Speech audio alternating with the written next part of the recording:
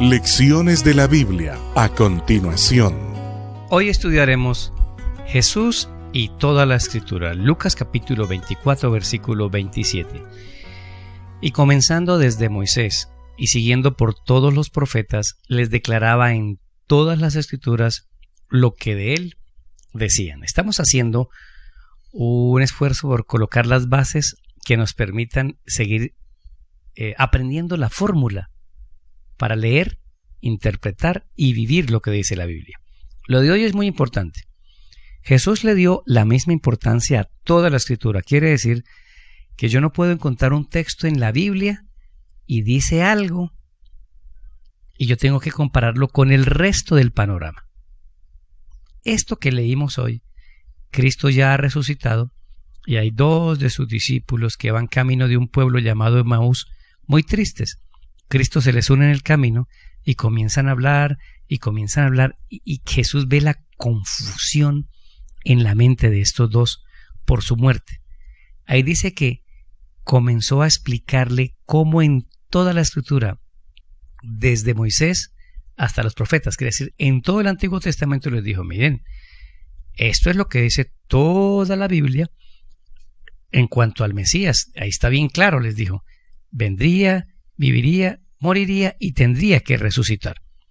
Después de que desaparece, con estos dos discípulos se aparece ahora a 11 discípulos porque falta Tomás y vuelve y repite el mismo discurso. Oiga, ¿no se acuerdan que las Escrituras todas dicen que el Mesías tendría que sufrir y que tendría que resucitar?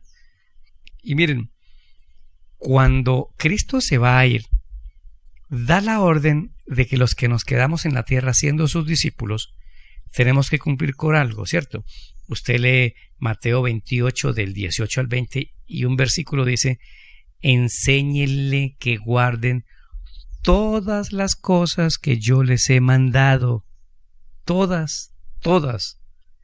La orden de trabajo para nosotros de Cristo es muy sencilla. Toda la Escritura es válida. Jesús la autorizó toda. Jesús toda la recorrió.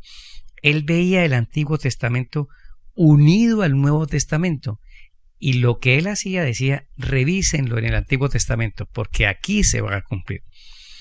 Mis amigos, este supuesto que estamos viendo hoy nos enseña que Jesús veía la Biblia toda como una autoridad. Nosotros debemos hacer igual. ¿Por qué? Porque hay muchas personas que dicen, no, en el Nuevo Testamento ya no hay cuarto mandamiento, ya no hay diezmo, ya no hay que hacer esto, ya no hay que hacer aquello, que en el Antiguo Testamento la gente tenía que hacer obras para salvarse, en cambio en el Nuevo nos salvamos por gracia. Oye, qué Dios tan extraño, ¿no? Cambiando las condiciones para las personas. No, toda la autoridad de la Biblia es la misma. En el Antiguo Testamento la gente se salvaba por gracia, llevaba un cordero y ponía fe que ese cordero que se moría en el altar representaba a Cristo, era pura fe. Quien dijo que un cordero de mi manada me va a salvar? Era un acto de fe depositado en la gracia, porque ahora que ya vino el cordero y murió, es el mismo acto, la gracia. Pero en ambos lugares del Antiguo y el Nuevo Testamento, la obediencia es un elemento fundamental. ¿Y qué es la obediencia? Lo que dijo Dios, todo en la Biblia, los 10 mandamientos, lo que Él dice, hagan mi voluntad. Cuando habló con la samaritana le dijo, a mi Padre le encantan unos adoradores, los que lo adoran con la intención y los que lo adoran cumpliendo la verdad. Tengamos este elemento en cuenta. Cristo aceptó todas las Escrituras como válido y nosotros tenemos que ir colocando estas bases para entender lo que Cristo dijo en toda la Biblia para mi bendición y para mi salvación. Soy Daniel Herrera y deseo para todos un día lleno de bendiciones. Inscríbase a nuestro canal de YouTube, Daniel Herrera Jerez.